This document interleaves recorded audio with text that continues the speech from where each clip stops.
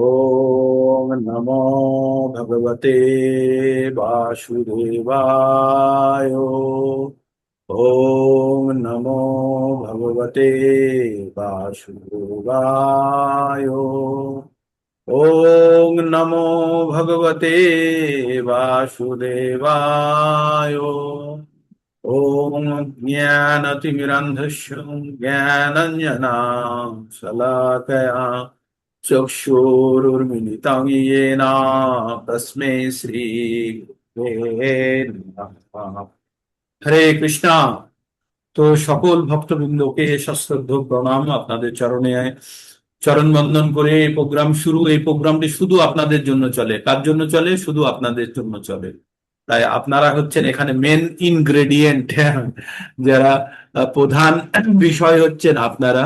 আর আমরা এই বিষয়টি নিয়ে আমরা ঈশ্বর আরাধনায়, ঈশ্বর সম্বন্ধে জানা, ঈশ্বরের জ্ঞান গ্রহণ, ঈশ্বরের স্তুতি করা, এই কাজগুলো আমরা করি। হ্যাঁ, আমরা প্রত্যেকটা ব্যক্তি এই জগতে নিজেদেরকে আমরা অত্যন্ত ভালোবাসি, প্রত্যেকে। তাই আপনাদের ঘরে আয়না আছে, সকাল সন্ধ্যে নিজের মুখ শরীর বিভিন্ন ভাবে আমরা দেখি।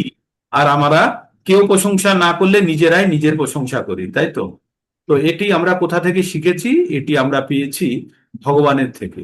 ভগবান অত্যন্ত তার প্রশংসা ভালোবাসেন। আর আমরা যেহেতু ভগবানের অংশ, তাই আমাদের মধ্যেও সেই গুণ বা দোষ বলুন কিছুটা হলেও রয়ে গেছে। কিন্তু আমাদের জানতে হবে আমরা অংশ, আমরা মুখ্য বিষয় নয়। ভগবান 15 নম্বর অধ্যায়ের 7 নম্বর শ্লোকে ভগবান বলেছেন, মামে বংশ জীবা লোকে জীবা ভূতান সনাতনা মনৌ ষষ্ঠানি ইন্দ্রিয়ানি প্রকৃতি স্থানী কর্ষণি। ভগবান বলেছেন এই জড় জগতে, এই জগতে যত জীব আছে প্রত্যেকে আমার অংশ। আর তারা এই প্রকৃতিতে তাদের ইন্দ্রিয়ের তৃপ্তি করার জন্য সকাল থেকে সন্ধ্যেবেলা পর্যন্ত, এমনকি রাত্রেও তারা গভীর পরিশ্রম করে। আর তার দ্বারা তারা সুখ কতখানি পায় জানি না, তবে তারা পরিশ্রম তো অবশ্যই কঠোর পরিশ্রম করে। কারসতি মানে কঠোর পরিশ্রম করা। তো আমরা সব সময় আমাদের মধ্যে ভগবানের গুণ সব অনুরূপে রয়ে গেছে। ভগবান হচ্ছেন বিভু আর আমরা হচ্ছি অনু। আমরা প্রত্যেকে ভগবানের অংশ। ভগবান আরো শ্লোকে বলেছেন, 14 নম্বরের 3 নম্বর, 14 নম্বর অধ্যায়ের 3 নম্বর শ্লোকে ভগবান বলেছেন, আমি সকলের বীজ প্রদানকারী পিতা। ভগবান বলছেন, সর্বজনীষু পন্তে ও মূর্তয় সম্ভবান্তি যা তাসাং ব্রহ্ম মহাজনের আহম বীজ প্রদ পিতা। ভগবান বললেন যে এই জড়, এই জগতে যত ধরনের জীব হতে পারে, যত ধরনের, প্রত্যেকের আমি বীজ প্রদানকারী পিতা। তাই আমরা যদি যে পিতার আমরা বীজ, সেই পিতার মতো আমাদের মধ্যে কিছু কিছু হলেও তা গুণ রয়ে যাবে। তাই সেই গুণ আমাদের মধ্যে বর্তমান। তাই আমরা কখনো কখনো নিজেদের প্রশংসা করতে আমরা ভালোবাসি। তবে আমরা যদি নিজেদের প্রশংসা করে আনন্দিত হই, অন্যের প্রশংসা করলে অন্য কতখানি আনন্দিত হবে। তেমনি যদি আমরা ভগবানের প্রশংসা করতে পারি, ভগবান খুব আনন্দিত হন। একবার নারদ মুনি ভগবানকে জিজ্ঞেস করছেন, ভগবান আপনি কোথায় থাকেন? ভগবান আপনি কোথায় থাকেন? তো ভগবান তার উত্তরে বলছে, আপনি কি যোগীদের কাছে থাকেন? আপনি কি বৈকুণ্ঠ ধামে থাকেন? তখন ভগবান উত্তরে বলছেন, নাহাম বসামি বৈকুণ্ঠে, নাহাম বসামি বৈকুণ্ঠে, না যোগী নাম হৃদয়ে চ, যত্র মদ্ভক্ত গায়ন্তি তত্ত্ব তিষ্ঠামি নারদ। হে নারদ, আমি না বৈকুণ্ঠে থাকি, না আমি যোগীদের হৃদয়ে থাকি। আমি সেখানেই থাকি যেখানে আমার ভক্তরা আমার গুণগান করে। তাই ভগবানের যখন আমরা প্রশংসা করি, ভগবানের যখন গুণগান করি, ভগবানও অত্যন্ত প্রসন্ন হয় এবং ভগবানও আমাদের কাছে থাকেন। তাই ভগবান বলছেন, অহম ভক্ত পরাধীনা হি অস্বতন্ত্র এ দ্বিজ। আমি অস্বতন্ত্র, আমি অস্বতন্ত্র, আমি আমি মুক্ত নয়, আমি স্বাধীন নয়। হে ব্রাহ্মণগণ, তোমরা জানো যে আমি অস্বতন্ত্র। হ্যাঁ, ভগবান কি বললেন? অহম ভক্ত পরাধীনা, আমি ভক্ত পরাধীন, আমি অস্বতন্ত্র। তাই ভগবান বলছেন কি, হে ব্রাহ্মণগণ তোমরা জানো আমি অস্বতন্ত্র, আমি ভক্তের পরাধীন। তাই ভক্ত তো আমার কাছে প্রিয়ই, তার থেকে প্রিয় আমার কাছে ভক্তের ভক্ত। তাই ভগবান বললেন, আহ, অহম ভক্ত পরাধীনা হি অস্বতন্ত্র হে দ্বিজ, সাধুবীর গ্রস্ত হৃদয় ভক্তর ভক্তা জনপ্রিয়। তো আমার কাছে ভক্তের ভক্ত আরো বেশি প্রিয়। তাই ভগবান প্রত্যেকটি ভক্তকে তার নিজের সন্তানের মতো তার আহ স্নেহ করেন। ভগবান একবার বলছেন, আপনারা 9 নম্বর অধ্যায়ের এই শ্লোকটি তো বারবার মুখস্থ করছেন, হ্যাঁ? সমহং সর্বভূতেষু নামে দেশস্তে না প্রিয় ये ভজন্তে তু মাং ভক্তা মই তে তেষু চাপ্যায়াম। ভগবান বলছেন সমহং সর্বভূতেষু, প্রত্যেকটা জীবের প্রতি আমি সমান ব্যবহার করি, না কেউ আমার কাছে প্রিয়, না আমার কাছে কারোর প্রতি আমি দ্বেষ করি, কিন্তু যে আমার ভজনা করে সে আমার কাছে অত্যন্ত প্রিয়, সে আমার হৃদয়ে থাকে আর আমি তার হৃদয়ে থাকি। মানে প্রথমে ভগবান বললেন সকলের, আমার কাছে সকলের সমান, কিন্তু যে আমার ভজনা করে সে আমার হৃদয়ে থাকে, আমিও তার হৃদয়ে থাকি। তাই আমরা যদি ভগবানের হৃদয়ে থাকতে চাই তাহলে ভগবানের ভজনা করতে হবে। ভজনা কি? ভজন গাওয়া? সেটি একটি অংশ।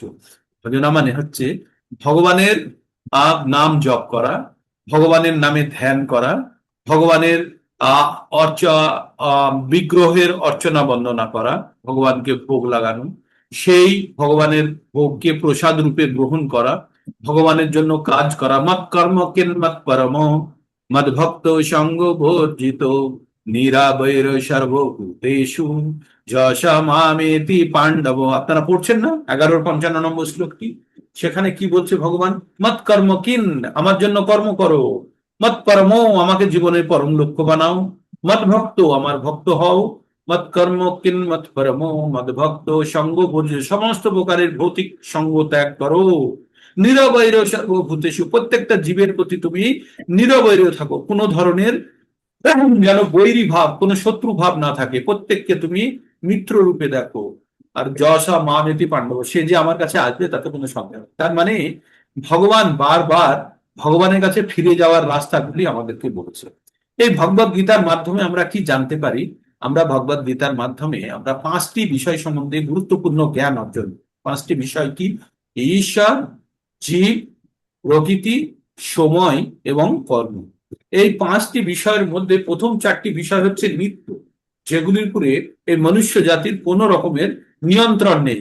ঈশ্বরের উপরে আমাদের নিয়ন্ত্রণ নেই, জীবের উপরে কোনো নিয়ন্ত্রণ নেই, সময়ের উপরে কোনো নিয়ন্ত্রণ নেই এবং প্রকৃতির উপরেও কোনো নিয়ন্ত্রণ নেই। তবে কর্ম নামক যে বিষয়টি রইলো, সেখানে মনুষ্য জাতির কিছু করার একটা জায়গা আছে, আর সেই জায়গাতে সে কর্ম করতে পারে, কিন্তু ফলটিও তার অধীনে নয়। হ্যাঁ, তো তাই আমাদের জানতে হবে আমাদের ভগবান কতখানি আমাদের স্বাধীনতা দিয়েছে। স্বাধীনতা দিয়েছে শুধু কর্ম করার, আর এই কর্মের মাধ্যমেই আমরা এই জাগতিক বন্ধন থেকে মুক্ত হতে পারি। জাগতিক বন্ধন কি? এই আমরা জীব মানে আত্মা, আমরা অনন্তকাল ধরে একটি যাত্রা করছি, আর এই বর্তমান জীবন আমাদের এই যাত্রার একটি অংশ। বর্তমান জীবন এই যাত্রার একটি অংশ। আপনারা যখন কলকাতা থেকে দিল্লি যান, বাড়ির থেকে বেরিয়ে কখনো টোটো, কখনো রিক্সা, কখনো ওলা, উবের, ট্যাক্সি, তারপরে দিল্লি রেলওয়ে স্টেশনে যান অথবা এয়ারপোর্টে যান, সেখান থেকে প্লেন অথবা ট্রেন ধরেন, আবার সেখানে নেমে সেখান থেকে আবার অটো, রিক্সা বা ট্যাক্সি ধরে গন্তব্যস্থলে। তার মানে বিভিন্ন সময়ে আপনারা বিভিন্ন রকমের বা আমরা বিভিন্ন রকমের যানবাহন ব্যবহার করি। হ্যাঁ, তো তেমনি গন্তব্যস্থলে পৌঁছানোর জন্য তো আমরা এই আমাদের এই বর্তমান শরীরটি হচ্ছে একটি যানবাহন। কার? আমাদের আত্মার। আর এই শরীরকে বহন করে নিয়ে যায় কে? এই আত্মাকে বহন করে নিয়ে যায় কে? এই শরীর আমাদের আত্মাকে বহন করে নিয়ে যায়। যেমন কালকে আপনাদের বলছিলাম একটা রথ আছে, রথটি চলছে ঘোড়ার দ্বারা, এবার ঘোড়াকে নিয়ন্ত্রণ করছে সারথি।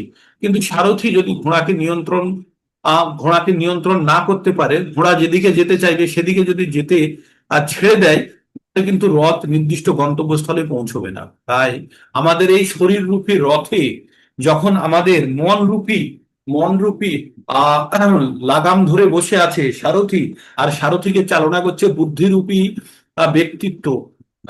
আর ঘোড়া, প্রত্যেকটা আমাদের ঘোড়াগুলি কারা কারা? ঘোড়াগুলো হচ্ছে চক্ষু, কর্ণ, নাসিকা, জিহ্বা, ত্বক। এই 5টি আমাদের জ্ঞানেন্দ্রিয়, ওই 5টি ঘোড়া আমাদেরকে বিভিন্ন দিকে চালিত করে নিয়ে চলে যায়। কিন্তু মনের উপরে যদি আমাদের নিয়ন্ত্রণ থাকে, মন বুদ্ধির সাহায্য নিয়ে এই ঘোড়াগুলিকে নির্দিষ্ট দিকে চালিত করে আমরা এই শরীররূপী রথে চড়ে আমরা নির্দিষ্ট গন্তব্যস্থলে পৌঁছতে পারি। আর এই নির্দিষ্ট গন্তব্যস্থলে পৌঁছানোর জন্য আমাদেরকে কি করতে হবে? এই ঘোড়াগুলোকে নিয়ন্ত্রণ করতে হবে। ঘোড়াগুলো কি? চক্ষু কর্ণ নাসিকা জিহ্বা ত্বক।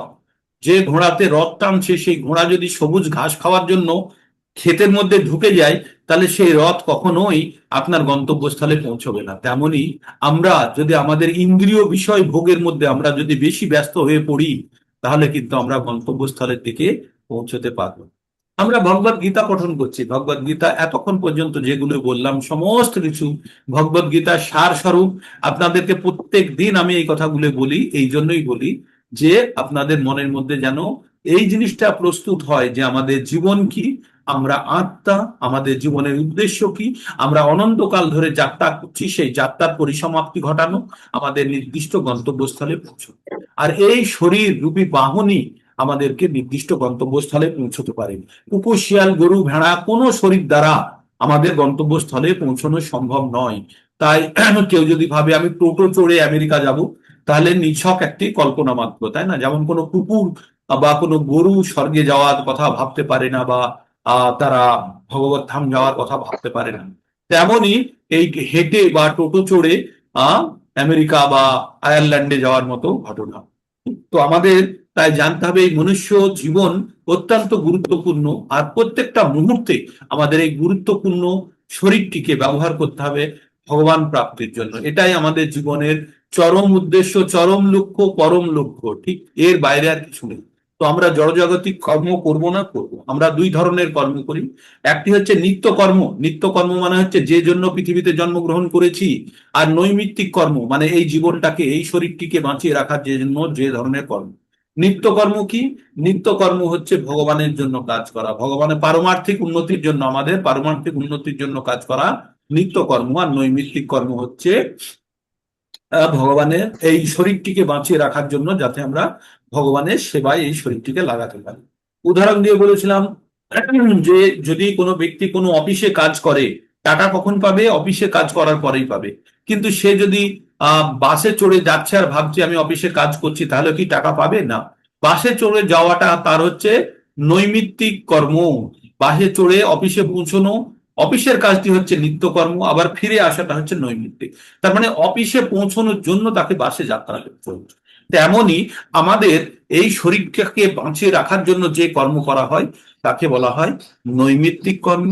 আর আমাদের এই শরীরটির যে উদ্দেশ্য সেটি হচ্ছে নিত্যকর্ম। তাই আমরা প্রতি মুহূর্তে আমাদের এই মানব শরীর পেয়ে নিজেদেরকে অত্যন্ত ধন্য মনে, ধন্য ভেবে আমাদেরকে কর্ম করা উচিত। আমরা এটা জানি যে কুরুক্ষেত্রের যুদ্ধক্ষেত্রে যখন অর্জুন বিষাদগ্রস্ত হয়ে গেছিল, আমরা সেই বিষাদ যোগ পড়ছি, যেখানে আমরা মোটামুটি পাঁচটি অংশে ভাগ করেছি এই প্রথম অধ্যায়টিকে। কি কি অংশে ভাগ করেছি? প্রথম হচ্ছে দুই দিকের সৈন্যের মধ্যে প্রধান যোদ্ধা কারা, তাদের পরিচয়। প্রথমে সৈন্যদের মধ্যে প্রধান যোদ্ধা কারা, তাদের পরিচয় করানো। তারপরে তারা কে কি শঙ্খ বাজালো সেটি জানা।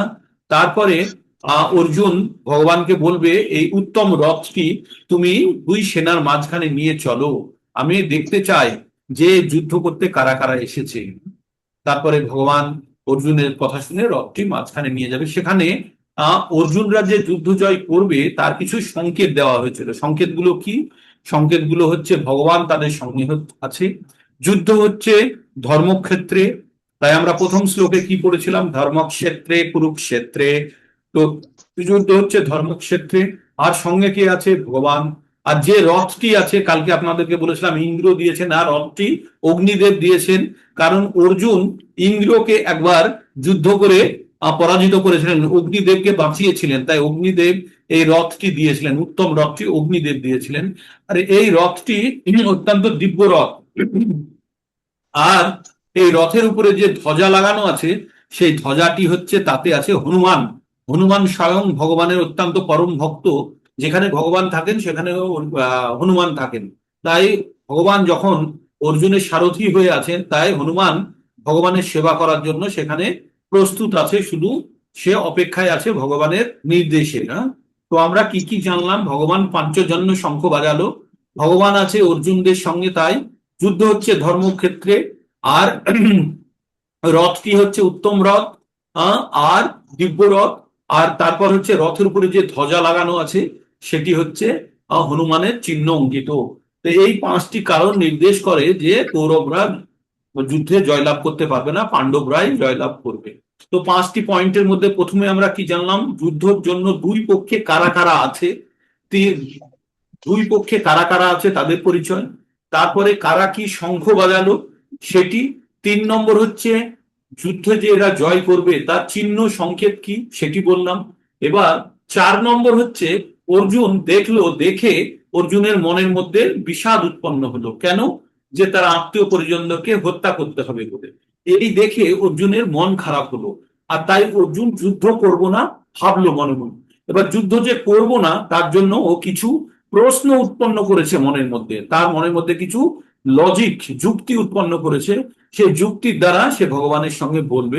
এটি হচ্ছে 4 নম্বর পয়েন্ট, যেটা অর্জুনের যুক্তি। আর পঞ্চম হচ্ছে যে অর্জুনের দৈহিক এবং মানসিক পরিস্থিতি, যেগুলো আমরা বলছিলাম, অর্জুন বলছে না যে আমার গা শুকিয়ে যাচ্ছে, আমার ঠোঁট শুকিয়ে যাচ্ছে, গা অবশ হয়ে যাচ্ছে, আমার গা জ্বালা করছে, আমি আমার হাত থেকে গান্ডিব খসে পড়ছে, আমি কি করব আমি বুঝতে পারছি না, আর এদেরকে মেরে কি মঙ্গল হবে, এই সব অর্জুন বলছে। এই আত্মীয় পরিজনদেরকে অর্জুন দেখে অর্জুনের মধ্যে এই প্রশ্ন হয়েছে। এবার অর্জুন যুক্তি দেবে কি জন্য অর্জুন যুদ্ধ করতে চায় না, আর তারপরে ফাইনালি অর্জুন কি করবে। তাহলে আমরা অংশটা বুঝতে পারলাম। এতক্ষণ পর্যন্ত 4 দিন ধরে 5 দিন ধরে যারা শুনছেন তারা বুঝে গেলেন কি জন্য এই 1 নম্বর অধ্যায়ে কি আছে। আবার আপনাদের জ্ঞাতার্থে বলি, 1 নম্বর অধ্যায়ে প্রথমে হচ্ছে দুই পক্ষের সেনাদের মাঝখানে দাঁড়িয়ে অর্জুন এবং ভগবান রথে বসে তারা কি দেখছে কোন পক্ষে কারা যুদ্ধ করার জন্য আছে। 2, কে কি শঙ্খ বাজালো। 3, এই যে অর্জুনরা জিতবে তার সংকেত সমূহ কি।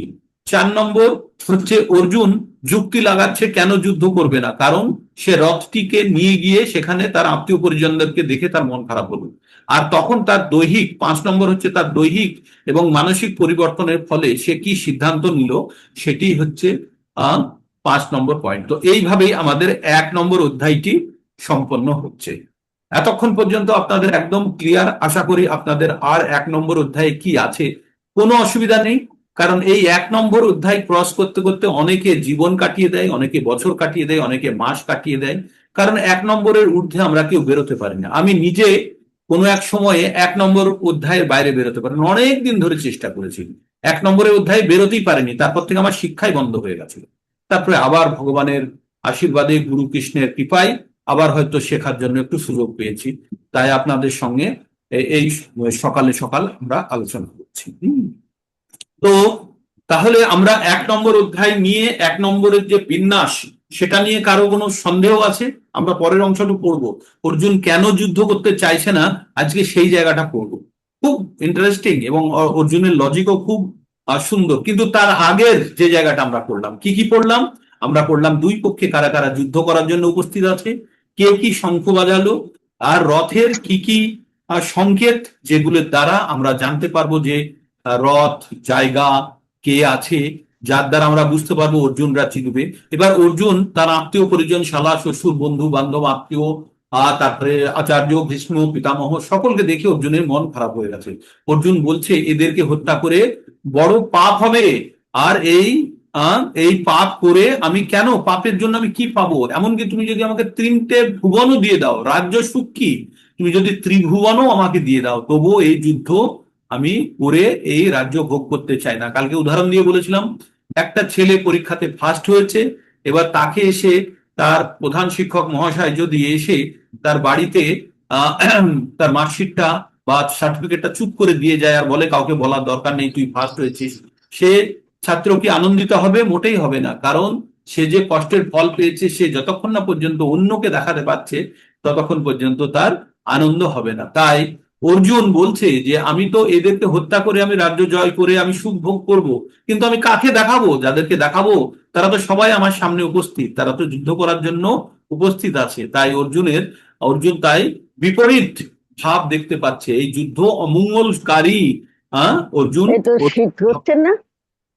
হ্যাঁ, চাদর গায়ে দিয়ে দিলাম, ফেলে দিলি।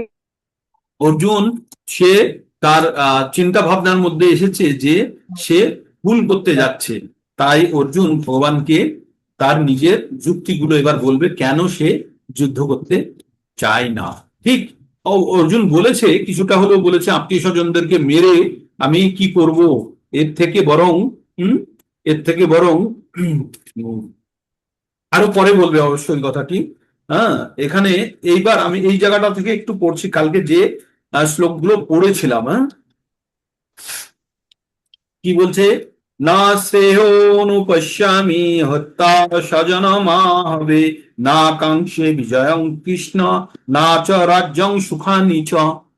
কথাগুলো শুনুন, প্রত্যেকটা 31 নম্বর শ্লোকটি পড়লাম, সেখানে কি বলছে, না চ শ্রেয়োনুপশ্যামি, আমি অন্য কোনো ভালো জিনিস দেখতে পাচ্ছি না, পশ্যামি মানে দেখা, স্বজন মাহবে, না কাঙ্ক্ষে বিজয়ং কৃষ্ণ, আমি কোনো বিজয় আশা করছি না, আমার কোনো আকাঙ্ক্ষা নেই, না রাজ্যং সুখানি চ, না রাজ্য সুখ ভোগ করতে চায়। তো ভগবান বললেন, হে কৃষ্ণ, যুদ্ধে আত্মীয় স্বজনদের নিধন করার মাধ্যমে কিভাবে মঙ্গল হতে পারে?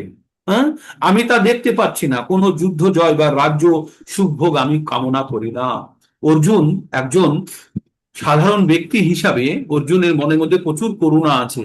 তাই অর্জুন ভাবছে এই আত্মীয় স্বজনদেরকে হত্যা করে আমি কি করে কি রাজ্য ভোগ করব। আপনাদের উদাহরণ দিয়ে বলেছিলাম, আপনার পাশে একটি প্লট কিনেছেন আপনি, 3 কোটি টাকা দাম এখন, আর সেই প্লট এখন আপনার আত্মীয় পরিজনের সঙ্গে ঝগড়া হচ্ছে, তারা তার অধিকার বহাতে চাচ্ছে, আর আপনার কাছে বন্দুক আছে, আপনি কি বন্দুক দিয়ে গুলি চালিয়ে আত্মীয় স্বজনকে মেরে ফেলবেন ওই প্লটের জন্য? তো অর্জুনের মধ্যে মনে হচ্ছে যে না, যাক আমার দরকার নেই, ছাড়, তাই বলে আমি যুদ্ধ করে এদেরকে হত্যা করতে চাই না। তারপরে এবার 4টে শ্লোক পড়বো, 32 থেকে 35। কিং রাজ্যেন গোবিন্দ, কিং ন রাজ্যেন গোবিন্দ, কিং ভোগে জীবিতেন বা, যেষামার্থে কাঙ্ক্ষিতং না রাজ্যং ভোগা সুখানি চ, আচার্য পিতর পুত্রাস্তৈব, পুত্রাস্তথৈব চ পিতামহাঃ, মাতুলা শ্বশুরা পুত্রা, শালা সম্বন্ধিনস্তথা, এতান্ন হত্যমিচ্ছামি নতঃপি মধুসূদন, অপি তৈলোক্য রাজ্যস্য হতো কি ন মহীকৃতে, নিয়তোধিতরাষ্ট্রান্ন কা প্রীতি জনার্দন। তো এখানে 4টে শ্লোক একসঙ্গে বলা হয়েছে, 32 থেকে 35। এখানে কি বললেন, খুব সুন্দরভাবে এর অর্থটা শুনুন, শ্লোকটা পড়লাম আমি। হে গোবিন্দ, যাদের জন্য রাজ্য সুখভোগের কামনা, তারা সকলেই দেখছি এই রণক্ষেত্রে উপস্থিত। তখন আমাদের এই রাজ্যের কি প্রয়োজন, সুখভোগ বা জীবন ধারণেরই বা কি প্রয়োজন? হে মধুসূদন, আচার্য, পিতৃ, পুত্র, পিতামহ, মাতুল, শ্বশুর, পৌত্র, শালক, আত্মীয় স্বজন সকলেই প্রাণ ও ধনাদির আশা পরিত্যাগ করে আমার সামনে যুদ্ধে উপস্থিত হয়েছে। আমি তাদের হত্যা করতে চাইবো কেন? এমনকি তারা যদি আমাকেও বধ করেন, তারা যদি আমাকেও হত্যা করেন, তবু আমি তাদেরকে হত্যা করতে প্রস্তুত নই। হে জনার্দন, এই জগতের কি কথা, এমনকি এর বিনিময়ে ত্রিভুবন যদি আপনি আমাকে দিয়ে দেন, স্বর্গ মর্ত পাতালও যদি আমাকে দিয়ে দেন, তবু আমি যুদ্ধ করতে প্রস্তুত নয়। ধৃতরাষ্ট্রের পুত্রদের হত্যা করে আমরা কোনো সন্তোষী বা কি সন্তোষী বা লাভ করব? একদম ঠিক, অর্জুন একজন ভালো হৃদয় সম্পন্ন মানুষ হিসাবে একদম ঠিক বলছে, তাই না? বলছে তো, একদম ঠিক বলছে। এখানে ভগবানের নাম কি বলা হয়েছে, মধুসূদন। যখন ভগবানের নাম বা কারোর নাম বিশেষভাবে উল্লেখ করা হয়, তার একটা বিশেষ ব্যাখ্যা আছে। মধু নামক দৈত্যকে হত্যা করেছিলেন ভগবান, তাই ভগবানের নাম মধুসূদন। তাই অর্জুন এখানে মধুসূদন বলছে, কারণ অর্জুনের মনের মধ্যে সংশয় উৎপন্ন হয়েছে। অর্জুনের মনের মধ্যে সংশয় রূপী দৈত্য অর্জুনের মনের মধ্যে চড়ে ঘুরে বেড়াচ্ছে, তাই ভগবানকে বলছে হে মধুসূদন। অর্জুন ভগবানকে বলছে, হে মধুসূদন, আপনি মধু নামক দৈত্যকে তো মেরেছিলেন, কিন্তু আমার মনের মধ্যে যে সংশয় রূপী দৈত্য উৎপন্ন হয়েছে, তাকে হত্যা কে করবে, তাকে কে নিরসন করবে, কে সরাবে আমার মন থেকে? তাই আপনার কাছে আমি সমস্ত কিছু বললাম। কেন? তাই প্রশ্নের আকারে ভগবানের কাছে এটি রেখেছে, আমি যুদ্ধ করতে প্রস্তুত নয়, ধৃতরাষ্ট্রের পুত্রদের আমি হত্যা করে কি সন্তোষী বা লাভ করব, ভগবানের কাছে জানতে চাইছে অর্জুন। ভগবান কিন্তু এখনো কোনো কথা বলেননি, প্রথম অধ্যায়ে এখনো কোনো কথা বলেনি। এবার অর্জুন তার নিজের কথাগুলি বলছে, আরো বলে যাচ্ছে অর্জুন যে যুদ্ধ কেন সে করতে চায় না। এবার আমরা একটা জিনিস সম্বন্ধে জানবো, আততায়ী কাদেরকে বলে। আততায়ী কাদেরকে বলে, তার আগে শ্লোকটি পড়ে নিই। पापम एवो आश्रयेत पापम एवो आश्रये तस्मान् हत्ता एतान् अतोतायिन् तस्माद् तस्माद् न अर्हा वयं हत्तुं धातुराष्ट्रान् सबान्धवान् स्वजनं हि कथं हत्ता সুখীন হও সাম মাধব। বললেন এই ধরনের পাপম পাপম পাপম এব আশ্রয়ে আসমান হত্যা এতান আততয়ন আততায়ন তস্মান্ন অর্হা বয়ম হত্তুম ধাতুরাষ্ট্রান সবান্ধবান স্বজনম হি কথম হত্যা সুখীন শ্যাম মাধব। মাধব আবার এখানে মাধব বলে কথাটি বলে দিয়েছে। মাধব মানে কি? লক্ষ্মীপতিকে বলা হয় মাধব। হ্যাঁ? তো ভগবান এবার অর্জুন বলছে এই ধরনের আততায়ীদের, আততায়ী কারা? দুর্যোধনদেরকে বলছে এই ধরনের আততায়ীদের বধ করলে মহাপাপ আমাদের আচ্ছন্ন করবে। তাই বন্ধু বান্ধব ধৃতরাষ্ট্রের পুত্রদের সংহার করা আমার পক্ষে অবশ্যই উচিত হবে না। হে মাধব, আত্মীয় স্বজনদের হত্যা করে আমি আর কি লাভ হবে, আর আমি তার ফলে কেমন করেই বা সুখ লাভ করব? মানে অর্জুনের মনের মধ্যে প্রশ্ন, তাই অর্জুন বারবার ভগবানকে এই কথাগুলি বলছে। এইবার বেদের অনুশাসন অনুযায়ী আততায়ী 6 ধরনের লোককে আততায়ী বলা হয়। 6 ধরনের লোককে আততায়ী বলা হয়। আর শাস্ত্রের নিয়মে আততায়ীদের বধ করলে কোনো পাপ হয় না। তাহলে আততায়ী কারা?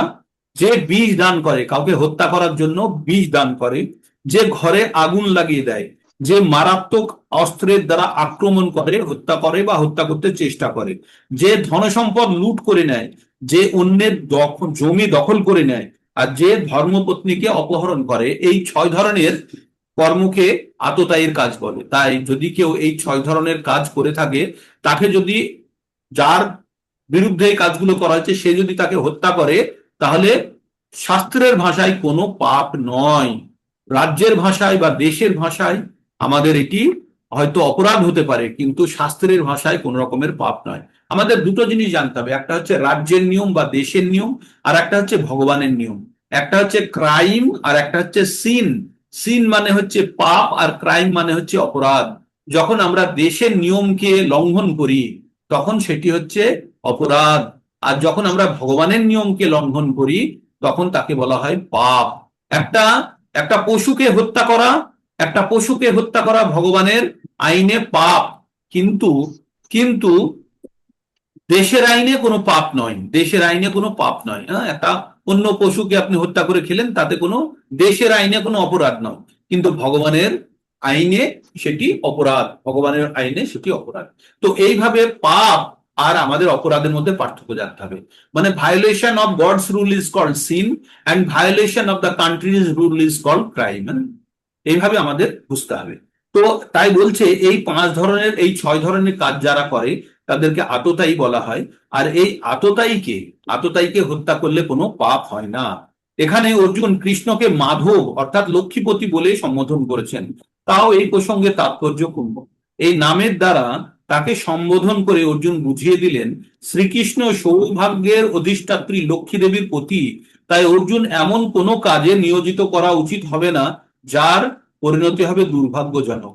শ্রীকৃষ্ণ অবশ্যই কাউকে দুর্ভাগ্য প্রদান করেন না, আর তার ভক্তের ক্ষেত্রেও সেটার প্রশ্ন ওঠে না।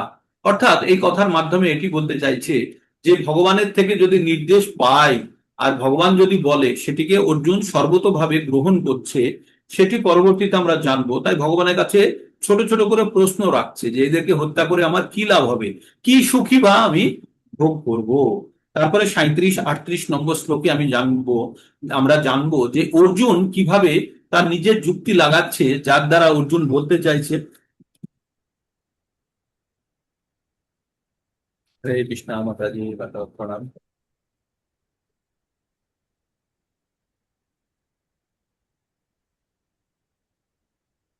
हरे कृष्ण कृष्ण कृष्ण हरे हरे, हरे राम राम हरे हरे, हरे कृष्ण कृष्ण कृष्ण हरे हरे, हाँ, मेरे को तो है। हरे राम राम हरे हरे, नेक्स्ट जपा किसका है आज, कृष्ण हरे याद है? हरे। हरे राम राम हरे हरे हरे कृष्ण कृष्ण कृष्ण हरे हरे हरे राम राम हरे हरे हरे कृष्ण कृष्ण कृष्ण हरे राम राम हरे हरे हरे कृष्ण कृष्ण हरे हरे कृष्णा राम सुवर्ण बलराम प्रभु राम जी, हरे हरे हरे आप अनम्यूट कर लीजिए।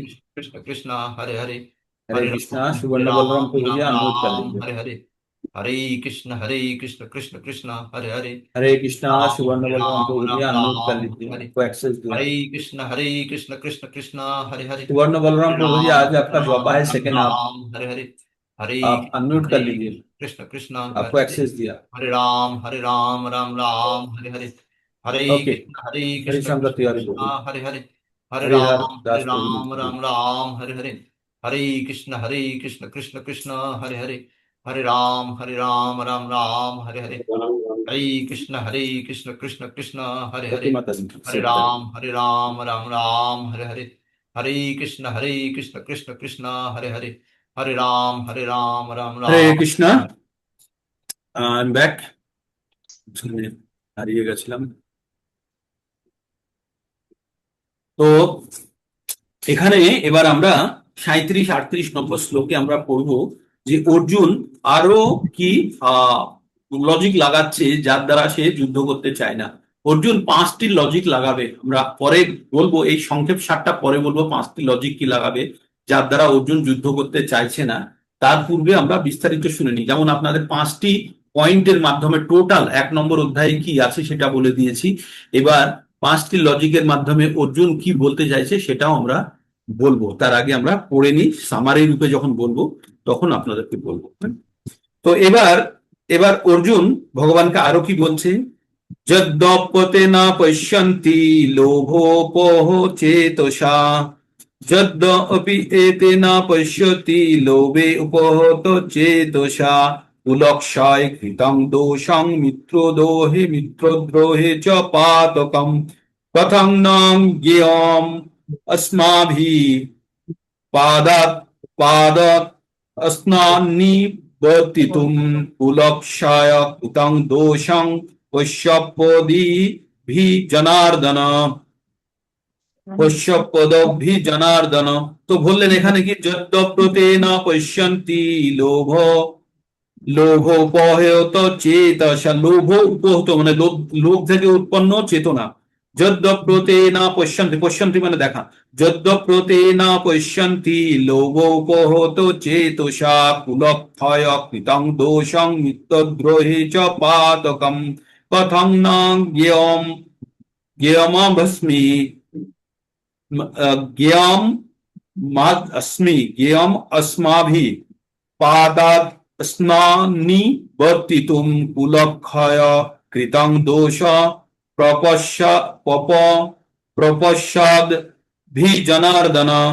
হে জনার্দন, যদি এরা রাজ্য লাভ লোভের দ্বারা প্রভাবিত হয়ে কুলক্ষয় জনিত, কুলক্ষয় মানে বংশ নষ্ট হওয়া, দোষ ও মিত্র দোষ নিমিত্ত পাপ লক্ষ্য করছে না, কিন্তু আমরা কুলক্ষয় জনিত দোষ লক্ষ্য করে এই পাপ কর্মে কেমন প্রবৃত্ত হব। এখানে কুলক্ষয়, কুল মানে কি, এখানে পাণ্ডব কুল বা কৌরব কুলের কথা। কৌরব একটি তো বংশ, তারই দুটো অংশ হচ্ছে ধৃতরাষ্ট্রের পুত্রেরা এবং পাণ্ডবরা, পাণ্ডুরা। তো এখানে বলছে এখানে মিত্রও আছে অনেক, হ্যাঁ, যারা যুদ্ধ করতে এসছে তাদেরও হত্যা হবে, এবং পাণ্ডব পুরু যুদ্ধে পাণ্ডবদেরও অনেক মারা যাবে, আবার কৌরবদেরও সকলে মারা যাবে। তো এই যে হত্যা হওয়ার জন্য কি হবে, পুরো পুরুষরাই তো মারা যাবে, যুদ্ধ করতে কারা এসছে, পুরুষরা মারা যাবে। পুরুষরা যদি সবাই যদি নিহত হয়ে যায় তাহলে কুলক্ষয়, কুল বংশই নষ্ট হয়ে যাবে। সেই কথাটি বলছে। এটা আমরা বুঝতে পারছি না যে আমরা মারামারি, অর্জুনের দূরদৃষ্টি দেখুন, অর্জুন শুধু যুদ্ধের কথা ভেবে রাজ্যভোগের কথা ভাবছে না, ও ভাবছে আমরা যদি যুদ্ধ করি, করে ওদেরকে যদি হত্যা করে ফেলি পুরো বংশ নষ্ট হয়ে যাবে, তাই না? এমন হতে পারে সকলেই মারা গেল, তাহলে রাজ্য কে ভোগ করবে? এই এই দূরদৃষ্টিতার কথা ভেবে অর্জুন সে যুদ্ধ না করার জন্য একটু কথা বললো। তারপরে বললো কুলক্ষয়ে পনশ্যন্তি কুল ধর্ম সনাতনঃ, ধর্মে নষ্ট কুলং কৃৎস্নম ধর্মভি ভবচ্যুত। কি বললো, কুলক্ষয়ে পনশ্যন্তি কুল ধর্ম সনাতনঃ, ধর্মে নষ্টে কুলং কৃৎসনম কৃৎস্নম অধর্মভি ভবত্যুত। তো বললেন কুল ক্ষয় নষ্ট হলে সনাতন কুল ধর্ম বিনষ্ট হবে, তাহলে সমগ্র বংশ অধর্মে লিপ্ত হবে। তার লজিকটা দিচ্ছে। এবার পুরুষরা মারা গেলে সংসারে কি রকম পরিবর্তন আসে? নারীরা নিরাপত্তাহীন হয়ে যায়। যখন পুরুষরা সংসারে থাকে না, তখন কি হয়? নারীরা নিরাপত্তাহীন হয়ে যায়। আর সেই সুযোগে অন্যান্য দুষ্ট লোকেরা সুযোগ নিতে পারে, নিয়ে নারীদেরকে কলুষিত করতে পারে। আর নারীরা যদি কলুষিত হয়ে যায়, অজাতিত সন্তান উৎপন্ন হতে পারে। আর যে সন্তানরা উৎপন্ন হবে, সেই সন্তানগুলো যে বংশের, তারা সেই বংশের প্রতি তাদের কোনো কৃতজ্ঞতা থাকবে না। তাই তারা কি করবে না? কোনো ধরনের তারা তর্পণ শ্রাদ্ধাদি ক্রিয়া করবে না। আর তাই যদি না করে, তাহলে সবাই পরলোকে সবাই নরক ভোগ করবে।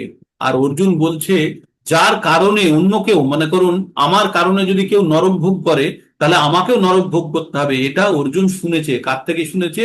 তার গুরুজনদের কাছ থেকে শুনেছে যে যার কারণে কেউ নরক ভোগ করছে, সে ব্যক্তিও নরক ভোগ করবে, যদি তার তর্পণ আদি শ্রাদ্ধাদি ক্রিয়া ঠিক মতো না হয়। তো এই লজিক গুলো অর্জুন পরবর্তী শ্লোকে দিচ্ছে। তো আমরা কি পড়লাম? অর্জুন বলল যে কুলক্ষয় হলে সনাতন কুলধর্ম বিনষ্ট হবে, তাহলে সমগ্র বংশ অধর্মে লিপ্ত হবে। এবার কিরকম ভাবে অধর্মটা শুরু হবে দেখুন। অধর্ম অধর্ম অভিভবাত অধর্ম অভিভবাত কৃষ্ণ প্রদুষ্যন্তি কুল স্ত্রিয় স্ত্রীষু দৃষ্টাসু বাষ্ণয় জায়তে বর্ণ শঙ্কর। বলছে হে কৃষ্ণ, কুলে অধর্মের প্রভাব, অধর্মের প্রাদুর্ভাব হলে, অধর্ম কখন আসবে? যখন পুরুষরা নিরাপত্তাহীনতায় থাকবে। আমাদের শরীরের যদি ইমিউনিটি শেষ হয়ে যায়, যে কোনো রোগ আমাদেরকে ধরে নিতে পারে। যদি আমাদের নিরাপত্তা শেষ হয়ে যায়, তাহলে যে কেউ এসে আমাদের দেশকে দখল করে নিতে পারে। তাই বলছে, যদি পুরুষরা, সমাজের পুরুষরাই যদি নিহত হয়ে যায়, তাহলে স্ত্রীরা নিরাপত্তাহীনতায় হয়ে গেল। তখন কি হয়? কুলে অধর্মের প্রাদুর্ভাব হলে কুলবধূগণ কলুষিত হয়। হে বাষ্ণেয়, কুল স্ত্রীগণ অসৎ চরিত্রা হলে অবাঞ্ছিত প্রজাতি উৎপন্ন হয়। এটা আমরা ভালোভাবেই বুঝতে পারছি। তাই কি বললো? অধর্ম অভিভবাত, অভিভবাত মানে প্রাদুর্ভাব। অধর্ম অভিভবাত কৃষ্ণ প্রদুষ্যন্তি, প্রদুষ্যন্তি মানে কলুষিত হওয়া, প্রদুষ্যন্তি কুল স্ত্রীয়, কুল মানে বংশের স্ত্রীগণ, স্ত্রীয় দৃষ্টাসু স্ত্রীষু দুষ্টাসু বা স্নেহ জায়তে বর্ণ সংকর। আর তখন বর্ণ সংকর উৎপন্ন হয়। বর্ণ সংকর কাকে বলে? যখন তামার সঙ্গে যখন আয়রনকে মেশানো হয়, জিঙ্ক আর কপার মানে হচ্ছে যখন দস্তা আর যখন তামাকে মেলানো হয়, তখন কি হয়? তখন তখন পেতল উৎপন্ন হয়, তখন পেতল উৎপন্ন হয়, তাই না? সেটাকে বলা হয় সংকর ধাতু। তেমনি যখন একটা গুণের ব্যক্তিত্বের সঙ্গে আর একটা গুণের স্ত্রী যখন সন্তান উৎপন্ন করে, তখন সেখানে বর্ণ সংকর উৎপন্ন হয়। তাই স্ত্রীরা যখন পুরুষহীন হয়ে পড়বে, অন্য অন্য পুরুষেরা এসে যখন অজাতিত সন্তান উৎপন্ন করবেন, স্ত্রীরা যদি অসৎ চরিত্রা হয়, তাহলে সন্তান উৎপন্ন করবে। আর সেই সন্তানগুলি কি হবে? বর্ণ সংকরের কারণে তাদের মধ্যে প্রকৃত গুণ থাকবে না। এইবার বর্ণ সংকর হলে কি হচ্ছে শুনুন। শঙ্কর নরকায়ৈব কুলঘ্নানাং কুলস্য চ পতন্তি পিতর হৈষ্যাং লুপ্ত পিণ্ডোদক ক্রিয়া।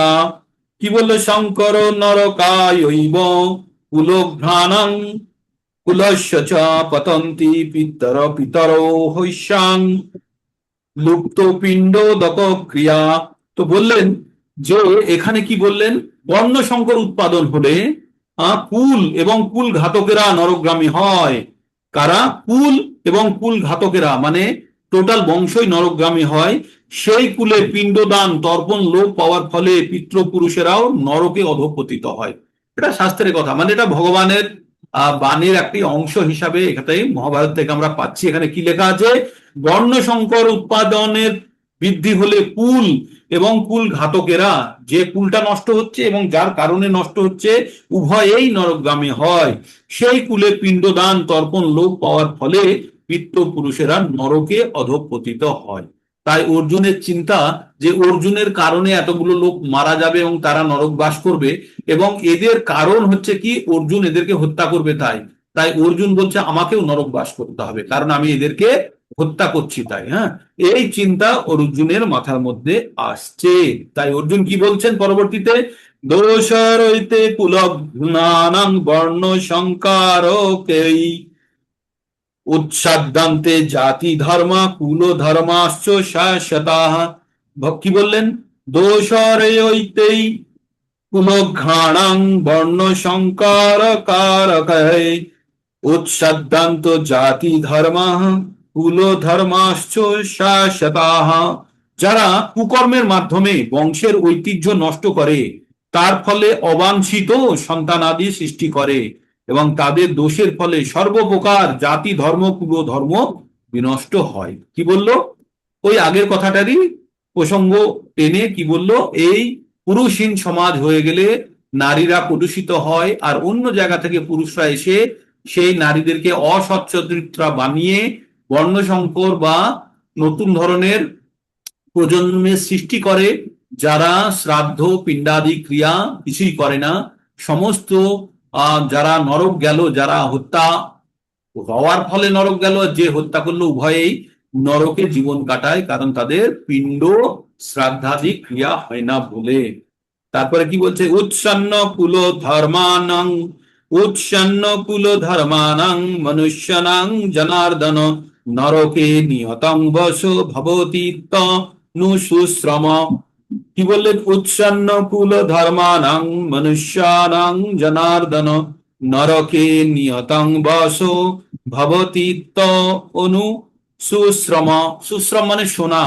কি বলছে, হে জনার্দন, আমি পরাক্রমে শুনেছি যাদের কুলধর্ম বিনষ্ট হয় তারা নিয়ত নরকে বাস করে।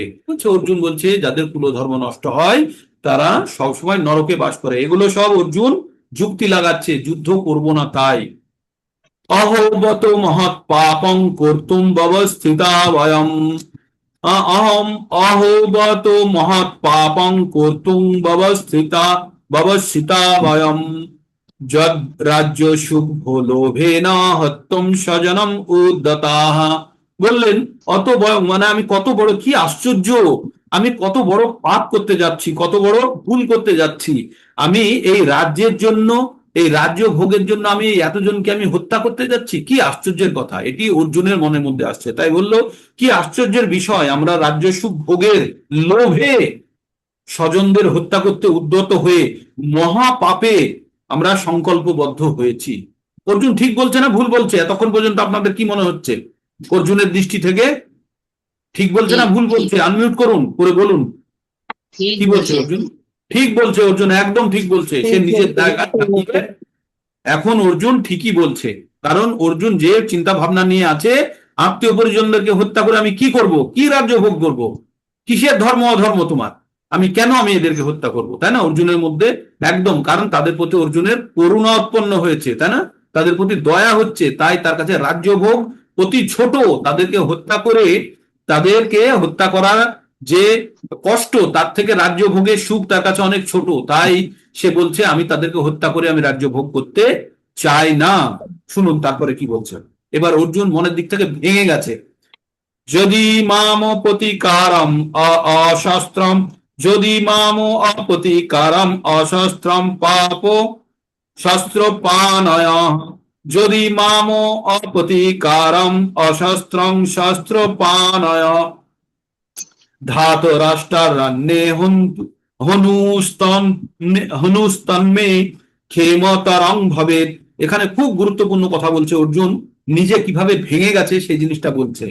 যদি মাম যদি মাম, এই যে মাম কথাটিকে মকে দুটো ভাগে ভাগ করেছি, মাম মাম মকে দুটো ভাগে ভাগ করা হয়েছে, আধা ম আর অ। তাই যদি মাম অপ্রতিকারম অশস্ত্রম শস্ত্র পানয় ধাতরাষ্ট্রারণ্যে হন্যুস্তন্মে ক্ষেমতরং ভবেৎ। বলছে প্রতিরোধবিহীন নিরস্ত অবস্থায়, অশস্ত্র অবস্থায় আমাকে যদি শস্ত্রধারী ধৃতরাষ্ট্রের পুত্ররা বধ করে, তাহলে আমার ক্ষেত্রে অধিক মঙ্গল হবে। মানে এত ভেঙে গেছে অর্জুন, অর্জুনের মনে হচ্ছে যে আমি কি হত্যা করবো ওদেরকে, আমার এইসব রাজ্য সুখ ভোগ কিচ্ছু চাই না, বরং আমি আমার হাতে অস্ত্র না থাকা অবস্থায় তারা আমাকে হত্যা করো বুঝি, সেটাই ভালো। ভাবতে পাচ্ছেন, ভাবতে পাচ্ছেন অর্জুনের মনের অবস্থা কি? অর্জুন একজন ভালো হৃদয়ের মানুষ, তাই অন্যের কষ্টের কথা ভেবে তার মনের মধ্যে এই সব উৎপন্ন হচ্ছে যে ওদের হত্যা করব কেন, তার পরিবর্তে আমাকেই হত্যা করুক, ঝামেলা মিটে যাক, তাহলে আমার আর চিন্তা করতে হবে না। যারা সুসাইড করে তারা যখন সমস্যার সমাধান না করতে পারে তখন তারা কি ভাবে যে আমি আর এই সমস্যার সমাধান করতে পারছি না, তার থেকে আমি মরে যাই, ঝামেলা মিটে যাবে, তাই না? তো তেমনি অর্জুন বলছে, অর্জুন আর নিজেকে ধরে রাখতে পারছে না, তাই অর্জুন বলছে যে ওদেরকে হত্যা করে যে রাজ্য পাবো সেই রাজ্য ভোগ করে আমি কি ভোগ করব, কি ভোগ করব, আমি এর মধ্যে সমস্ত প্রকার অমঙ্গল দেখতে পাচ্ছি, তাই এই রাজ্য আমার ভোগ করে লাভ নেই। এর থেকে বরং আমি অসশস্ত্র, মানে আমার হাতে যখন অস্ত্র থাকবে না বা আমি এমনি নিরস্ত্র অবস্থায় আছি, তখনই যদি ধৃতরাষ্ট্রের পুত্র আমাকে যদি অস্ত্র দ্বারা বধ করে সেটিও ভালো, তাই করুক, তাই করুক, তাও যুদ্ধ করা আমার পক্ষে মঙ্গলকারী বা শ্রেয়স্কর নয়। কতখানি অর্জুন ভেঙে গেলে এই কথা বলতে পারে। তারপরে কি বলছে, এবার সঞ্জয় বলছে, এই অবস্থা এই রকম মানসিকতার পরে এবার সঞ্জয়, সঞ্জয় কি বলছে, ওই যে রাজমহলে আমরা শতরঞ্চিতে বসে উঠানে বসে আমরা শুনছি, আর ধৃতরাষ্ট্র অন্ধ রাজা বসে আছে, কোথায় বসে আছে, সিংহাসনে, আর তার পাশের নিচের চেয়ারে কে বসে আছে, সঞ্জয়। সঞ্জয় তো যুদ্ধের বর্ণনা করছে। তো সঞ্জয় এবার এইরকম ঘটনা দেখে এবার ধৃতরাষ্ট্রকে বলছে, আর আমরা ও শতরঞ্চপুরে মেঝেতে বসে শুনছি, কি শুনছি আমরা, সঞ্জয় উবাচ এব মুক্তার্জুন সাংখ্যে রথোপস্থিত উপাবিশাৎ বিশ্বজ্য শররং চাপং শোক সংবিঘ্ন মানসঃ। এব সঞ্জয় উবাচ এব মুক্তার্জুন সাংখ্যে রথোপস্থ উপাবিশাৎ বিশ্বজ্য শররং চাপং শোক বিঘ্ন মানসঃ। সঞ্জয় বললেন, রণক্ষেত্রে এই কথা বলে অর্জুন তার ধনুর্বাণ বিশ্বজ্য মানে ত্যাগ করা, আর শররং মানে ধনুর্বাণ ত্যাগ করে ভারাক্রান্ত চিত্তে প্রচন্ড মন খারাপ করে রথের উপরে বসে পড়লো। পড়ে ও সংকেত করলো, ও ইঙ্গিত করলো যে সে যুদ্ধ করতে চায় না, সে ইঙ্গিত করলো সে যুদ্ধ করতে চায় না। 1 নম্বর অধ্যায় শেষ হয়ে গেল। আশা করি আপনারা 1 নম্বর অধ্যায়ের সারমর্ম এবং কি বলতে চেয়েছে, কেন অর্জুন যুদ্ধ করতে চাইলো না, এত দূর পর্যন্ত আপনাদের নিশ্চয় পরিষ্কার। আমরা 1 নম্বর অধ্যায়ে কি জানলাম আমি আপনাদের জন্য র্যাপিড ফায়ার করে একদম প্রথম থেকে শেষ পর্যন্ত আবার বলছি। আমরা 5টি পর্যায়ে ভাগ করেছি এই অধ্যায়টিকে। প্রথমে হচ্ছে দুই পক্ষের সেনারা কারা কোন দিকে আছে সেটা বর্ণনা হলো, তারপরে শঙ্খ, কে কি শঙ্খ বাজালো সেটি হলো, 3 নম্বর অর্জুন তার উত্তম রথটি নিয়ে দুই সেনার মাঝখানে গেল, তাই না, সেখানে গেল, যাওয়ার পরে আর তাদের যে জয়লাভ হবে তার 5টি কারণও বললাম। 5টি কারণ কি, কুরুক্ষেত্রে যুদ্ধক্ষেত্রে হচ্ছে, ধর্মক্ষেত্রে হচ্ছে, ভগবান আছেন, পাঞ্চজন্য শঙ্খ বাজানো হয়েছে, রথটি উত্তম রথ, দিব্য রথ, আর তারপরে ধ্বজা আছে, তাতে হনুমান আছে। এই 5টি সংকেতের দ্বারা এটা বোঝানো হয়েছে যে পাণ্ডবরাই জয়লাভ করবে। এবার অর্জুন যখন যুদ্ধক্ষেত্রে যখন একদম উপস্থিত দুই সেনার মাঝখানে দেখলো, তখন আত্মীয় পরিজনদেরকে দেখলো, দেখে অর্জুনের মনের মধ্যে কি হলো যে এদেরকে হত্যা করে আমি কি রাজ্য ভোগ করতে চাইবো, কাদেরকে আমি সুখ দেখাবো, তাই এদেরকে হত্যা করলে কি হবে, কুলক্ষয় হবে, বংশ নষ্ট হয়ে যাবে, পুরুষরা নিহত হয়ে যাবে, স্ত্রীরা অসৎ চরিত্রা হয়ে যাবে, তারা অজাতিত সন্তান উৎপন্ন করবে, পুরো বর্ণ সংকরে ভরে যাবে, বর্ণ সংকর হয়ে যাবে, জাতি কুল ধর্ম সব নষ্ট হয়ে যাবে, উচ্ছন্নে যাবে, বলে না উচ্ছন্নে যাবে। আর তাতে কি হবে, যারা হত্যা হলো আর যারা হত্যা করলো প্রত্যেকেই নরক ভোগ করবে, আর অনন্তকাল ধরে তারা নরকে পতিত থাকবে, কারণ তাদের শ্রদ্ধাদি ক্রিয়া কিছুই হবে না। তো এই বলে অর্জুনের গা হাত পা শুকিয়ে গেছে, মুখ শুকিয়ে গেছে, গা জ্বালা করছে, হাত অবশ হয়ে গেছে, হাত থেকে গান্ডিব খসে পড়েছে।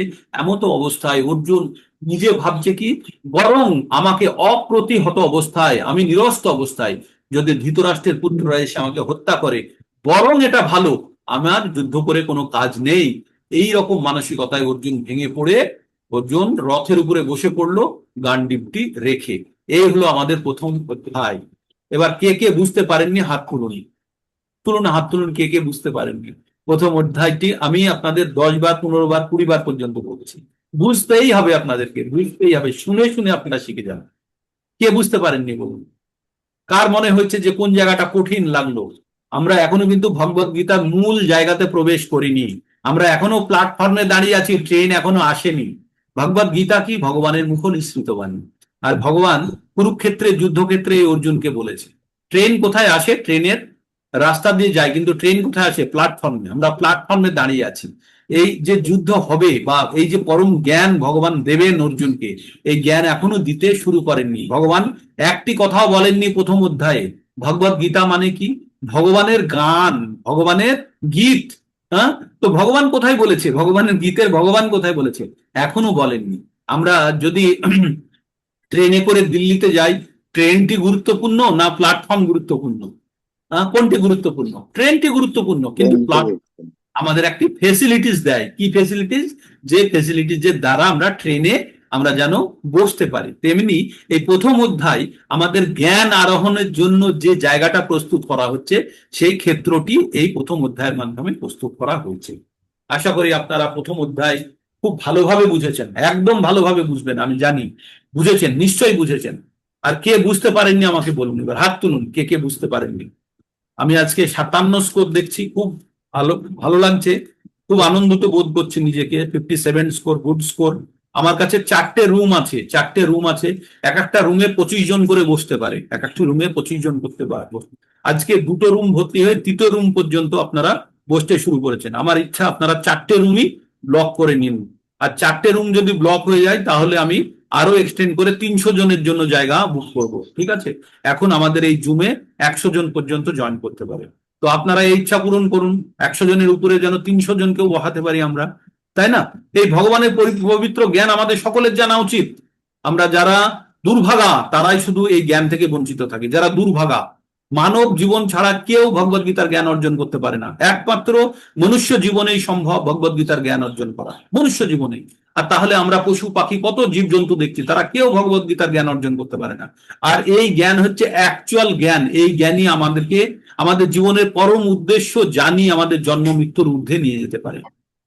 তাই প্রকৃত জ্ঞান যখন আমরা অর্জন করব, আপনারা দেখবেন পায়ের তলার মাটি সরে গেছে আপনাদের। প্রকৃত রূপে আমি বলছি, আপনারা যারা নতুন জয়েন করেছেন তাদের জন্য আমি বলছি, আপনারা যখন এই প্রকৃত জ্ঞান অর্জন করবেন, আপনারা জানবেন আমাদের জীবনের উদ্দেশ্য কি, আর আমরা কেন এই ধরাধামে এসে কষ্ট পাচ্ছি, আমরা কেন আমাদের ইন্দ্রিয় সুখভোগের পিছনে দৌড়িয়ে আমাদের জীবনকে নষ্ট করছি। একজন পাইলট অনেক কষ্ট করার পরে একটা পাইলট লাইসেন্স পায়। সিপিএল বা কমার্শিয়াল পাইলট লাইসেন্স পেতে গেলে তাকে অনেক টাকা খরচা করতে হয়, অনেক ঘন্টা ধরে তাকে অধ্যয়ন করতে হয়, অনেক কিছু করার পরে সে একটা পাইলট লাইসেন্স পায়। এই লাইসেন্সটি পাওয়ার পরে সে যদি টোটো চালায়, সে যদি অটো চালায়, সে যদি পায়ে টানা রিক্সা চালায়, তাহলে তাকে বুদ্ধিমান ব্যক্তি বলা হবে? বলা হবে না। তো আমরা আমরা প্রত্যেক মানব জীবন পেয়েছি, যা অতি দুর্লভ, অতি দুর্লভ।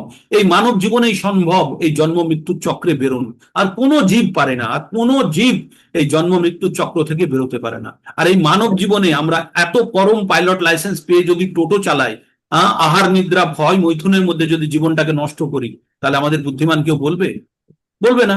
তার মানে আমরা কুকুর শিয়ালের থেকে ভিন্ন নই, যখন আমরা আমাদের জীবনকে প্রকৃত রূপে ব্যবহার করছি না। তাই বলছে আহার নিদ্রা ভয় মৈথুনং চ সামান্যম এদাত পশুভীর নরানাম ধর্ম হি তেষাং অধিক বিশেষ ধর্মে নাহি না পশুভি সমানা। তো পশু আর মানুষের মধ্যে সিমিলারিটি কি? আহার নিদ্রা ভয় মৈথুন 4টে জিনিস করে। আহার মানে খায়, নিদ্রা মানে ঘুমোই, মৈথুন মানে সন্তান উৎপন্ন করে যৌন ক্রিয়ার দ্বারা, আর চতুর্থ হচ্ছে ভয় পেলে ঘেউ ঘেউ করে। হ্যাঁ, কুকুর যেমন করে বা মানুষ যেমন পুলিশের কাছে যায়, থানায় যায় আর চিল্লায়। তো এই 4টি ধরনের কাজ করে, পশুরাও করে, পশুরাও করে। তাহলে আমাদের আর পশুর মধ্যে কি পার্থক্য? একটাই পার্থক্য, আমরা আমাদের মধ্যে একটি ধর্ম বলে জিনিস আছে। ধর্ম হিন্দু মুসলমান জৈন খ্রিস্টান নয়, আমাদের প্রকৃত ধর্ম আমরা জানি। আমাদের প্রকৃত ধর্ম কি? জীবেরে স্বরূপ হয় কৃষ্ণ নিত্য দাস, আমরা কারো না কারো দাসত্ব করি, এটাই আমাদের ধর্ম। জলের ধর্ম কি? তারল্য, জল গড়ে চলে যায়, তাই না, বয়ে যায়। মিষ্টি চিনির ধর্ম কি? মিষ্টতা। লবণের ধর্ম কি? নোনতা।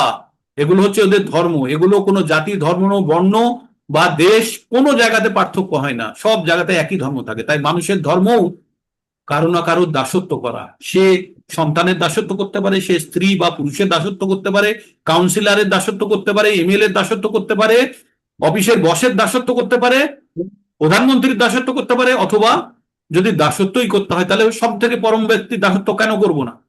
সে দাস, সেই পরম ব্যক্তি কে?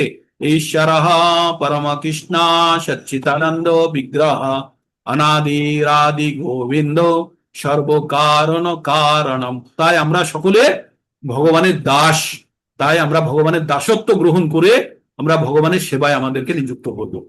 হরে কৃষ্ণ কৃষ্ণ কৃষ্ণ হরে হরে, হরে রাম রাম রাম হরে হরে। 1 নম্বর অধ্যায় শেষ হয়ে গেল। কারোর কোনো প্রশ্ন এখান থেকে যদি থাকে একদম নিঃসংকোচে বলুন, যে কোন জায়গাটা বুঝতে পারলেন না। আবার আমার বলার যদি প্রয়োজন হয় আমি আবার বলবো, কিন্তু আপনাদেরকে শিখতেই হবে। আপনারা এত কষ্ট করে এই সকাল সকাল সমস্ত জগৎ সংসার ঘুমোচ্ছে, আর আপনারা বিছানা ত্যাগ করে কষ্ট করে আপনারা এই অধমের বাণী শুনছেন। তাই আপনাদেরকে আপনাদেরকে পাশ করতেই হবে পরীক্ষাতে। সেই জন্য যা লাগবে সমস্ত প্রকারের সাপ্লাই আমি করবো, মানে আমি এনে আপনাদের কাছে পৌঁছে দেবো, কিন্তু কেউ যেন অভুক্ত না থাকে। ঠিক এটাই আমার পণ। তাই আপনারা সকলে আমার সঙ্গে আছেন, আমরা সবাই একসঙ্গে আমরা এই ভগবদ গীতার জ্ঞান অর্জন করবই। তার জন্য যে কষ্ট করতে হয় আমরা সবাই সংকল্পবদ্ধ। ঠিক আছে? হরে কৃষ্ণ প্রভু, অধমের বাণী শুনছি না, ভগবানের কথা শুনছি, ভুল হয়ে গেল একটু। বলুন আমরা ভগবানের মাতাজি। কথা শুনছি, আমরা একদম অধমের বাণী শুনছি। একদমই তাই। হ্যাঁ, আপনারা আপনি নিজে মাধ্যম। অধম বলবেন না। অর্জুন যেমন মাধ্যম ছিলেন, ভগবান তো সবাইকে মেরেই রেখেছিলেন, অর্জুন মাধ্যম ছিলেন। তা আপনি সেই মাধ্যম, অধম না, মাধ্যম, আমাদের একদম। ভগবানের কথা শোনার মাধ্যম। মাতাজি আমি তাই তো জড়জগতে পড়ে আছি, অধম বলেই তো জড়জগতে আছি মাতাজি। তাই আমরা এই আমরা সবাই একই বোটে আছি। আমরা চেষ্টা করছি যে সামান্য আমাদের কাছে আছে সবাই যেন নিজেদের মধ্যে ভাগ করে নিয়ে আমরা যেন এই জন্ম মৃত্যুর চক্র থেকে উদ্ধার হতে পারি। তাই তো আমি আমার কথা বলবো, আমরা সবাই, আমি সকলের কথাই বলছি এখানে। ঠিক আছে? আমরা সকলেই আমরা পতিত জীব, তাই তো জেলখানায় আছি। আমরা কোনো না কোনো দোষ করেছি, তাই আমরা জেলের মধ্যে আছি। আর এই জেল থেকে মুক্ত করতে কে পারে আমাদেরকে? জেলের বাইরে যারা থাকে তারাই পারে। তারা পরম গুরু রূপে, শাস্ত্র রূপে, আচার্য রূপে যারা আসে আমাদের জীবনে, তারা এসে আমাদেরকে মুক্ত করতে পারে। ঠিক? তো আপনারা ভগবদ গীতার জ্ঞান অর্জন করুন, আর আপনারা অন্যকেও এই জ্ঞান পৌঁছে দেওয়ার ব্যবস্থা করুন। আপনারা যখন পুরো ভগবদ গীতা শুনে ফেলবেন না, তখন নিজেকে খুব অপরাধী মনে হবে। কেন জানেন অপরাধী মনে হবে? এই জীবনটা এতদিন আমি নষ্ট করে ফেলেছি, এখনো পর্যন্ত আমি জীবনের পরম জ্ঞান অর্জন করতে পারিনি। ফিজিক্স পড়েছেন, কেমিস্ট্রি পড়েছেন, বায়োলজি পড়েছেন, মেডিকেল ইঞ্জিনিয়ারিং সব পড়েছেন, পড়ে আপনাদের শেষে কি মনে হবে? যে একটা লাস্ট মোমেন্টে কি মনে হবে? সবকিছু এখানে রয়ে গেল, সবকিছু রয়ে গেল। আমাদের 4টে অ্যাকাউন্ট হয়, 4টে, আপনাদের আগেও বলেছি 4টে অ্যাকাউন্ট হয়। ফার্স্ট অ্যাকাউন্ট হচ্ছে ব্যাংক অ্যাকাউন্ট, যেখানে আমাদের ধন সম্পত্তি সব থাকে, তাই না? বাড়ির কাগজ লকারে থাকে, টাকা ব্যাংকে থাকে। 2 নম্বর অ্যাকাউন্ট হয় আমাদের কোয়ালিফিকেশনাল অ্যাকাউন্ট, যেখানে আমার নাম সার্টিফিকেট, যত পরীক্ষাতে আপনারা পাস করেছেন, বড় বড় বিদ্বান ব্যক্তি, আপনাদের সব সার্টিফিকেট, আপনার নাম লেখা আপনার কাছে। 3 নম্বর হচ্ছে ইমোশনাল অ্যাকাউন্ট, যেখানে আপনি পরিবারের কেন্দ্রে থাকেন, আর আপনি কারোর পিতা, কারোর সন্তান, কারোর স্বামী, কারোর স্ত্রী, কারোর ভাই বোন, এইভাবে আপনার পরিচয়। আর চতুর্থ অ্যাকাউন্টটি হচ্ছে আপনার আধ্যাত্মিক অ্যাকাউন্ট। এই 4টে অ্যাকাউন্টের মধ্যে প্রথম 3টে অ্যাকাউন্টে আপনার নাম লেখা থাকে। প্রথম 3টে অ্যাকাউন্টে আপনার নাম লেখা থাকে। কি নাম লেখা থাকে? আপনার এই জড়জাগতিক নাম, এই যে গাড়িতে বসে আছেন সেই গাড়ির নাম। আর চতুর্থ অ্যাকাউন্টটি থাকে আপনার আত্মার। তাই মৃত্যুবরণের সঙ্গে সঙ্গে প্রথম 3টে অ্যাকাউন্ট জিরো। ব্যাংকের খাতাতে আপনার মৃতদেহ গিয়ে টাকা তুলতে পারবে না, আপনার সার্টিফিকেট গুলো ভ্যালুলেস মৃত হয়ে গেলে। আর আপনার পরিবারের লোকেদের থেকেও আপনার সম্পর্ক ছিন্ন, সঙ্গে সঙ্গে আপনাকে শ্মশানে নিয়ে যাওয়ার জন্য তৎপর হয়ে যাবে। 4 ঘন্টার বেশি হলে দুর্গন্ধ বেরোতে শুরু করবে বলে, তাই না? এই হচ্ছে আমাদের বর্তমান পরিস্থিতি। তাহলে আমাদের একটি অ্যাকাউন্ট বেঁচে রইলো, সেই অ্যাকাউন্টটা কি? আধ্যাত্মিক অ্যাকাউন্ট। আর আধ্যাত্মিক অ্যাকাউন্টে কি থাকে? আধ্যাত্ম কি? যখন আত্মা পরমাত্মার সঙ্গে যুক্ত হওয়ার যে কর্মগুলো করে সেটাকেই বলে আধ্যাত্ম। আর এই আধ্যাত্মের যে অ্যাকাউন্ট, সেখানে আমাদের যা আমরা সঞ্চয় করছি তার কোনো ক্ষয় নেই। তাই ভগবান বলছেন, নেহাভিক্রমণা স্বস্তি প্রত্যব্যায়না বিদ্যাতে স্বল্পমপস্য ধর্মস্য ত্রয়াতে মহাতো ভয়াত। সামান্য যদি আমরা ভক্তির পথে অগ্রগতি করে থাকি, তাহলে আমাদের মহান ভয় থেকে বাঁচাবে। মহান ভয় কি? আমাদের সব থেকে বড় বিপদ কি বলুন তো? আমাদের সব থেকে বড় বিপদ মৃত্যু মৃত্যু হয়। ভয়, মৃত্যু নয়, মৃত্যু ভয়। মৃত্যু তো হবেই, মৃত্যু ভয় হচ্ছে আমাদের সব থেকে বড় চিন্তার বিষয়। তাই যদি কেউ সামান্য যদি ভক্তির পথে অগ্রগতি করে থাকে, সেটা তার স্পিরিচুয়াল অ্যাকাউন্টে জমা হয় আর তাকে জন্ম মৃত্যু চক্র থেকে মুক্ত করতে সাহায্য করে। আমার যেমন প্রথম 3টে অ্যাকাউন্ট আমার সঙ্গে সঙ্গে জিরো হয়ে যায়, কিন্তু আধ্যাত্মিক বা ভগবত ভক্তির অ্যাকাউন্টে যতখানি আপনি জমা করলেন পুরোটাই আপনার পরবর্তী জীবনে একটা প্ল্যাটফর্ম দিয়ে দেবে। ওইখান থেকে আপনার শুরু হবে। মানে এই জীবনে কেউ যদি 5% ভক্তি করে থাকে, পরবর্তী জীবনটা শুরু হবে তার 6% থেকে। বুঝতে পারলেন? তাই এই জীবনে যদি আমরা পূর্ণতাও যদি লাভ করতে না পারি, যদি কম্পার্টমেন্টালও পেয়ে যাই, তাহলে শুধু সামনেবার শুধু একটা পেপারই দিতে হবে, পুরো পরীক্ষা দিতে হবে। তাই আপনাদেরকে বলি যে আপনারা সর্বতোভাবে ভগবানের কথা শ্রবণ করুন, এটিও একটি অংশ। ভগবানের কথা পঠন করুন, ভগবানের নিয়মিত জপ করুন। এর দ্বারা কি হবে? আমাদের হৃদয়ে শুদ্ধিকরণ হবে, আর আমাদের জড়জাগতিক যে সব ভোগের ইচ্ছা ধীরে ধীরে কমতে শুরু করবে, আর তারপরে আমরা ভগবানের প্রতি অনুরক্ত বা আসক্ত হব। ঠিক এই ছিল আজকে সকালের অনুষ্ঠান। আপনাদের ভালো লাগলে আপনারা অন্যের সঙ্গে শেয়ারও করতে পারেন, বা আপনাদের কখনো যদি মনে হয় যে অন্যদেরকেও ভগবদ গীতার জ্ঞান পাওয়া উচিত, তাহলে তাদেরকেও আপনারা যুক্ত করেন। এইভাবে করতে করতে আপনারা 58 জনে এসে পৌঁছেছেন। 2025 সালের এপ্রিল ফুল বানানোর জন্য, সকলকে বোকা বানানোর জন্য, FOOL ফুল মানে বোকা বানানো, তো আমরা এই প্রোগ্রামটা চালু করেছিলাম যে FULL বানানোর জন্য, ফুল নয়, বোকা নয়, পূর্ণ বানানোর জন্য। আর আমরা পূর্ণ কখন হব? যখন আমরা পূর্ণ জ্ঞানে অধিষ্ঠিত হব, যখন আমরা জ্ঞানের পূর্ণতা প্রাপ্ত করব। তো সেই উদ্দেশ্যে এই প্রোগ্রাম চালিয়েছি। এখন আপনারা খুব খুব উৎসাহের সঙ্গে যোগদান করেন, আমি এতে ধন্যবোধ করি যে ভগবানের অসীম কৃপা আছে, তাই এতজন সকাল সকাল ভগবত কথা শোনেন, ভগবত কথা বলেন, আমরা আলোচনা করতে পারি। ঠিক? কারো কিছু বলা? ক্যামেরা অন করুন, দেখি কারা কারা ক্যামেরা অন করতে পারবেন। একটা অ্যাটেন্ডেন্স শিট হয়ে যাক। খুব ভালো লাগলো, আজ ফার্স্ট টাইম 58 গেল, 56 54 পর্যন্ত ছিল, বাট আজকে খুব ভালো হিট করেছে নাম্বার। ক্যামেরা অন করুন যারা যারা পারবেন। আর আপনাদের রেকর্ডিং আপনাদের কাছে চলে যাবে, যারা গ্রুপে নেই মনমোহন প্রভুকে বলবো আপনি সকলকে গ্রুপে অ্যাড করুন, আর আপনারা বাকিদের কাছেও এই বার্তা পৌঁছে দিন। সবাই শিখুক, প্রত্যেকটা সনাতনীর প্রয়োজন। সনাতনী কি? প্রত্যেকটা জনগণের প্রয়োজন, সে অন্য ধর্মের হলেও তার ভগবত গীতার জ্ঞান অর্জন করা খুব প্রয়োজন। ঠিক? ক্যামেরা অন করুন। একটা হলো, 2 নম্বর স্ন্যাপ নিচ্ছি। হরে কৃষ্ণা। 2 নম্বর হলো, 3 নম্বরে গেলাম, 3 নম্বর, 3টে স্ন্যাপ। ওকে, অনেক অনেক ধন্যবাদ আপনাদেরকে। আর যারা যারা জয়েন করছে না তাদেরকে উৎসাহিত করুন, আর আমরা ভগবত গীতার জ্ঞান নিজে অর্জন করব আর অন্যের কাছে পৌঁছে দেব। ঠিক আছে? আর কারো কিছু বলার আছে? হরে কৃষ্ণা। না প্রভু, ঠিক আছে। ঠিক আছে, অনেক ধন্যবাদ। কালকে দুঃখ পেয়েছিলেন তো স্ট্রেংথ দেখে, ওই জন্য আজকে আমরা সব অ্যাটেন্ড করেছি। বলুন মাতাজি। কালকে আপনি দুঃখ পেয়েছিলেন স্ট্রেংথ দেখে, আজকে এই জন্য আমরা সবাই অ্যাটেন্ড করেছি। খুব ভালো, খুব ভালো। আমি কৃতজ্ঞতা ব্যক্ত করছি প্রত্যেকের প্রতি, আপনারা এতজন হাজির হয়েছেন জেনে। ভগবান অত্যন্ত প্রসন্ন হবে না? তো